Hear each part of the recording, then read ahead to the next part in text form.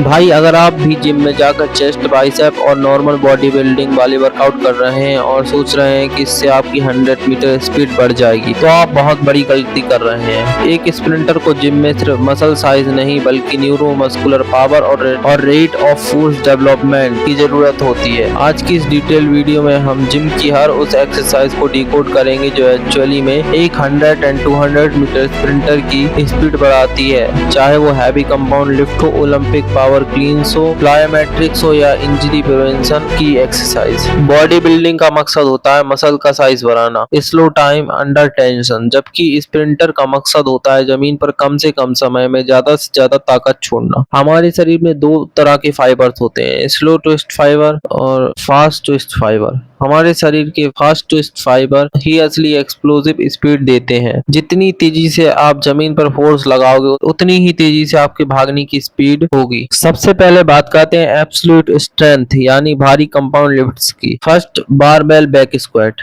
यह आपके पैरों की कुल ताकत एब्सोल्यूट लेग स्ट्रेंथ का बेस बनाती है। नीचे जाते वक्त कंट्रोल रखें और ऊपर ड्राइव करते वक्त मिड फुट पर जोर दें। Second, front squat. इसमें टॉर्सो सीधे रहते हैं जो सीधे तौर पर क्वाड्स को टारगेट करते हैं, जो ब्लॉक से निकलते वक्त एक्सक्लूजन में काम आता है। थर्ड, ट्रैप बार डेडलिफ्ट या आरडीएल। ट्रैप बार डेडलिफ्ट आपके पोस्टीरियर चिन, ग्लूट्स और हैमस्ट्रिंग को मजबूती देती है, वहीं रोमानियन डेडलिफ्ट आपके हैमस्ट्रिंग को बैक साइड मैकेनिक्स के लिए तैयार करती है। Bulgarian split squats and walking lunges. एक स्प्रिंटर दोनों पैर से एक साथ नहीं बल्कि एक एक पैर पर दौड़ता है। यानी अनलेटरल सिंगल लेग स्ट्रेंथ के लिए ये दोनों एक्सरसाइज वरदान है। Barbell hip thrust. Hip thrust आपके हिप्स के हॉरिजॉन्टल फोर्स वेक्टर को मजबूत करते हैं जो टॉप स्पीड के समय सबसे ज्यादा जरूरी होता है। अब आते हैं उस हिस्से पर जो धीमी ताकत को एक्सप्लोसिव पावर में बदलता है। First, power क्लींस and hanging क्लींस। इसे कहते हैं किंग ऑफ पावर एक्सरसाइज। यह आपके एंकल, घुटने और कूलों को एक साथ खोलकर मैक्सिमम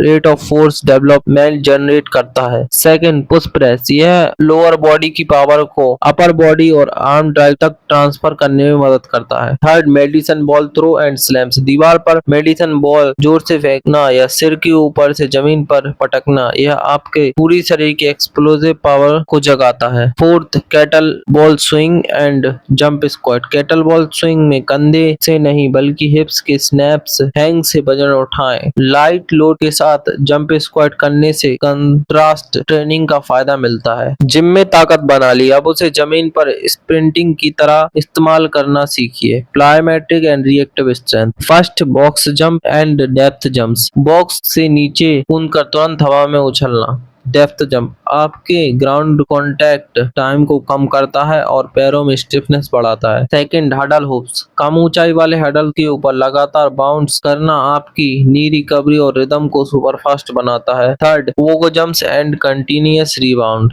एंकल को बिना ज्यादा मोड़े सिर्फ पंजों के बल लगातार उछलना, यह सीधे तौर पर टेंडन की इलास्टिसिटी पर काम करता है। और आखिरी में सबसे जरूरी हिस्सा, चोट से बचाव, इंजरी प्रिवेंशन और core stability. First, Nordic hamstring curls. Hamstring tear दुनिया भर के स्प्रिंटर की सबसे बड़ी समस्या है।